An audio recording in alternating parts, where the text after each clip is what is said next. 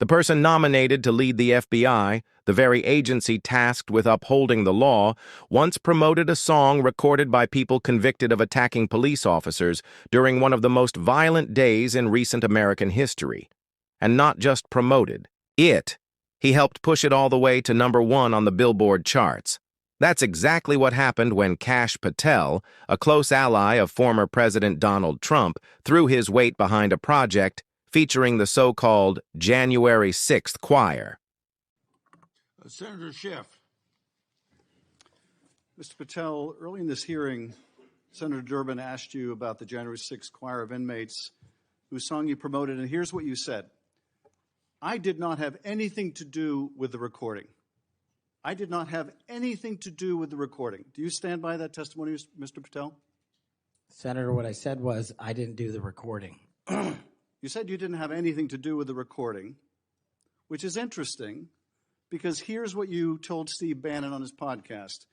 So what we thought would be cool is if we captured that audio and then, of course, had the greatest president, President Donald J. Trump, recite the Pledge of Allegiance. Then we went to a studio and recorded it, mastered it, digitized it, and put it out as a song now releasing exclusively on the War Room. We.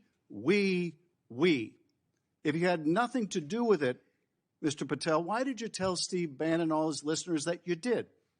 That's why it says we, as you highlighted. Yeah, and you're part of the we, right? When you say we, that includes you, doesn't it, Mr. Patel? Not in every instance. Well, that's new. So when you said we, you didn't really mean you. Is that your testimony? Not unless you have a new definition for the word we. Oh, okay. I always thought we included the person who pronounced the word, but maybe not. Well, you also said this, Mr. Patel. We were able to capture the recording thanks to their courageous singing, and we were able to take it to a studio. So let me ask you, Mr. Patel, after saying we took it to a studio, did you take it to a studio? Me personally, no. After you said that we digitized and recorded it and all that, did you take it to a studio and digitize and record it? Me personally, no. Okay, so you were lying to Steve Bannon and his audience. Is that what you're saying? No, I was using the proverbial we appropriately, as you've identified. The royal we. Oh, I see. And so you certainly promoted the hell out of it, though, didn't you? I don't know what that means, but I promoted the heck out of raising money for families in need.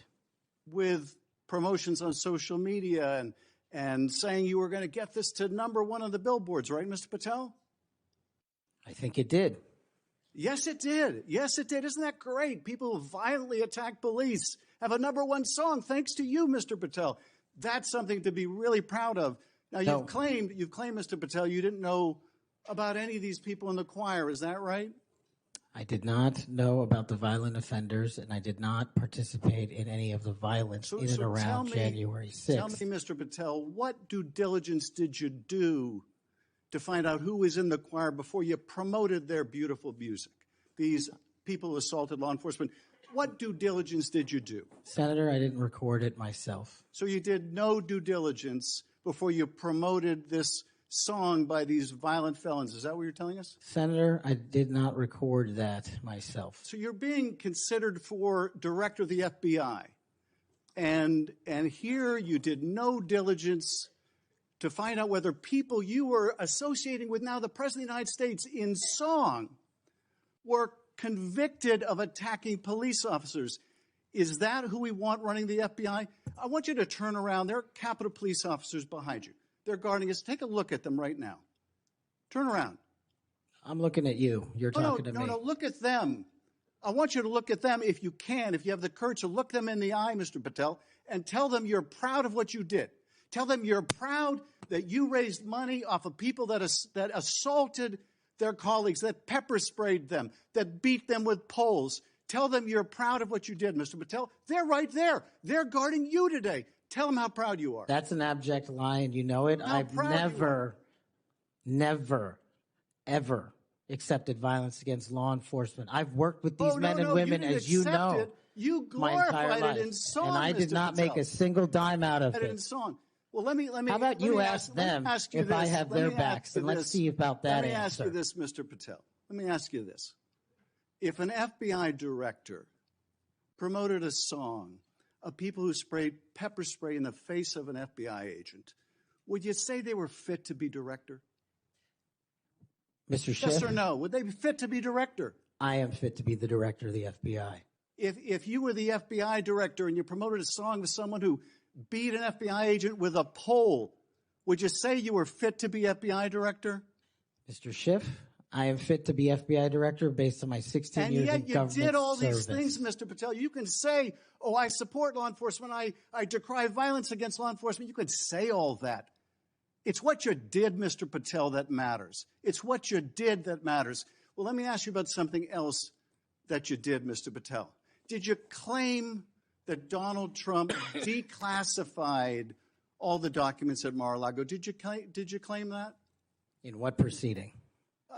To the public, ever. Did you tell anyone that Donald Trump declassified all the documents at Mar-a-Lago? From publicly available information, President Trump issued a declassification order on a variety of materials. No, I'm just asking you, did you tell the public, did you tell anyone, did you make the claim that Donald Trump had declassified those hundreds of classified documents that were at Mar-a-Lago? Did you make that claim publicly? From my best of my recollection, I said President Trump issued a declassification order to a large number of documents. Yeah, and were you present when he declassified all the Mar-a-Lago documents? Senator, I'm not saying he declassified all the Mar-a-Lago documents. I said President Trump declassified a large number of documents, and I would hope this committee and the rest of Congress would want to get those documents to the American people. Mr. Patel, before a president or anyone declassified documents, wouldn't you want to know whether making the public would cause sources to be killed? Wouldn't you want to know that before you just declare they're all declassified? Wouldn't that be the responsible thing for a president to do? It was the responsible thing for us to do. That's why we declassified the Nunes memo. And did Donald Trump declassify? And no one died. And did Donald Trump ever ask any of the agencies who produced those documents whether declassifying them would put people's lives at risk? Did he ever do that, to your knowledge, Kash Patel? I don't know that he didn't. Do you? No, that's the problem, isn't it? That's the problem, isn't it? So let me just ask, Mr. Chairman, if you would, Mr. Patel has said he has no problem. He would support the release of his grand jury testimony in that case.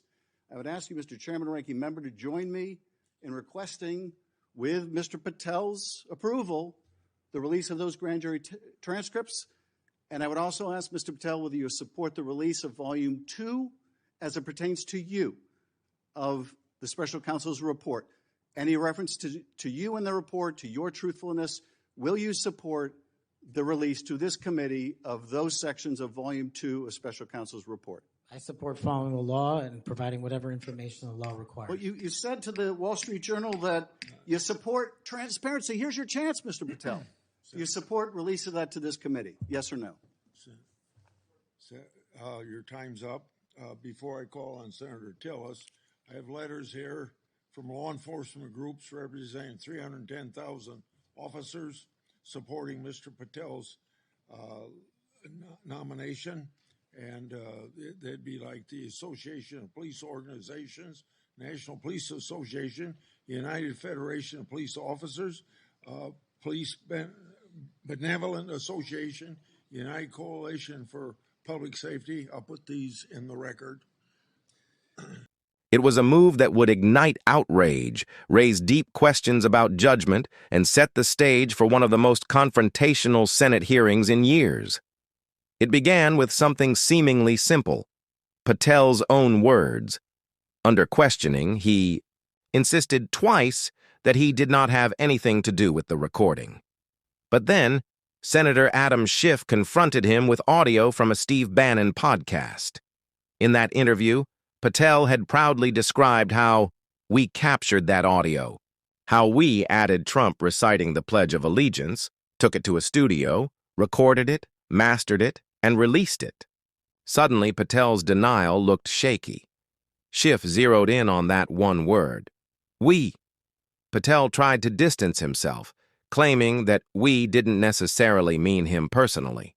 Schiff wasn't buying it.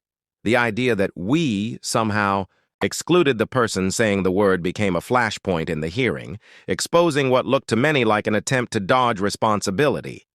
The tension only grew when Schiff pressed Patel on whether he had done any due diligence before promoting the song. Did he know who was in the choir? Did he know they were violent offenders who had assaulted police officers? Patel repeated that he hadn't recorded the song himself, sidestepping the core question. Schiff's point was clear. For someone hoping to run the FBI, ignoring those facts was a failure in judgment. Then came one of the most dramatic moments. Schiff told Patel to turn around and face the Capitol police officers standing in the room. He urged him to look them in the eye and say he was proud of what he'd done, proud of raising money for people who pepper-sprayed, beat, and attacked their colleagues. Patel refused, insisting he'd never condoned violence and hadn't profited from the project. But the visual contrast, the officers protecting the hearing, and the nominee being accused of glorifying those who harmed law enforcement, spoke volumes. But the hearing wasn't just about the song.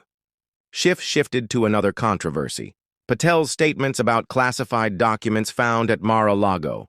Patel had previously claimed that Trump had declassified a large number of documents. Schiff asked directly, was Patel present when Trump supposedly declassified them? Did Trump ever consult intelligence agencies to check if releasing them could put lives at risk? Patel's answers were evasive. He said Trump had issued a broad declassification order, but he wasn't saying all. The documents were covered. He didn't know if Trump had sought expert input. Schiff's frustration was evident. These weren't just any documents. They included information on U.S. nuclear programs, defense capabilities, and potential military vulnerabilities. Releasing them without safeguards could be catastrophic. For Schiff, the issue was not just whether Patel had told the truth, but whether someone so casual about national security risks could be trusted to lead the FBI. That led to another critical test: transparency.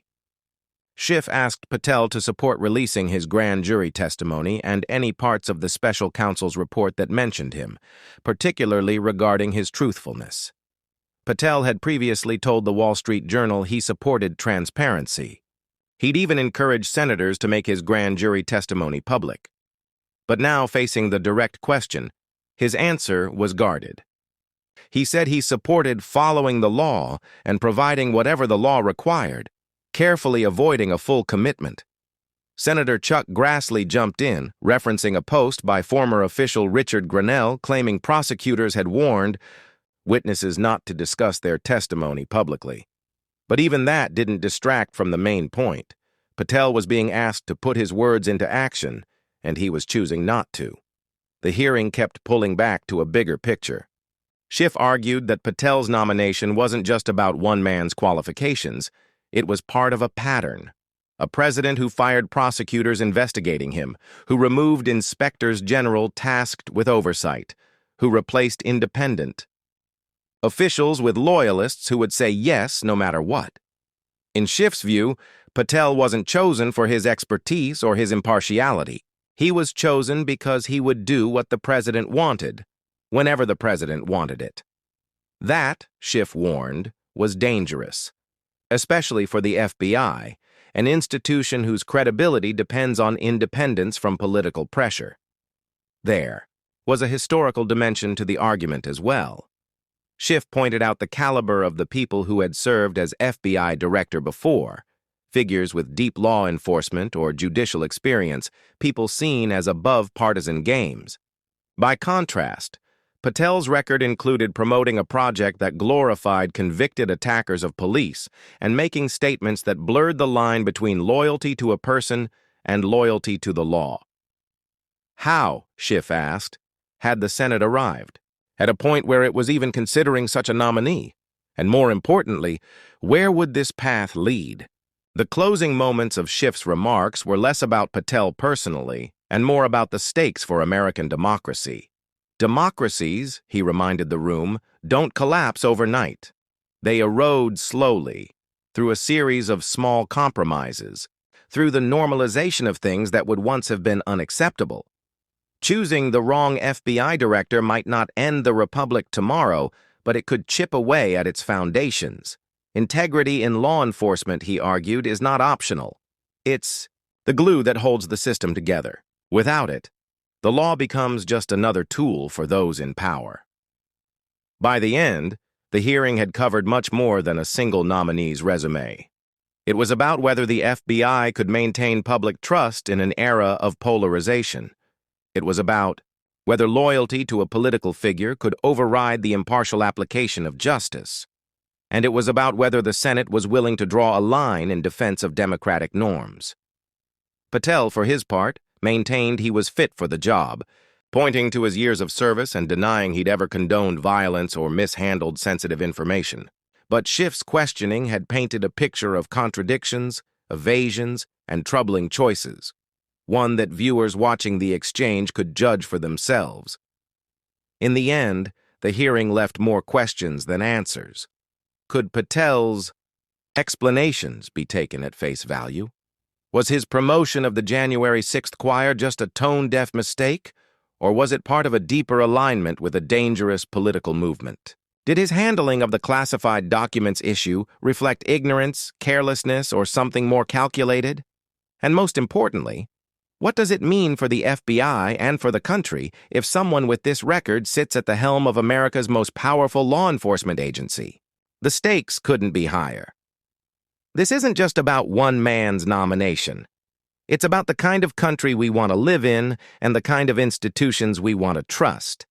It's about whether we hold our leaders to the highest standards or settle for excuses and technicalities. In moments like this, the choices made in the Senate hearing room ripple far beyond those walls. They shape the future of the rule of law, the credibility of the FBI, and the health of American democracy itself. And for anyone watching, the question is unavoidable. When the integrity of our institutions is on the line, will we defend it or watch it slip away? If you care about truth, accountability, and protecting the foundations of democracy, now is the time to stay informed and make your voice heard. Subscribe, share this video, and join the conversation, because the fight for integrity in our institutions isn't happening somewhere else. It's happening right here, right now, and it needs all of us.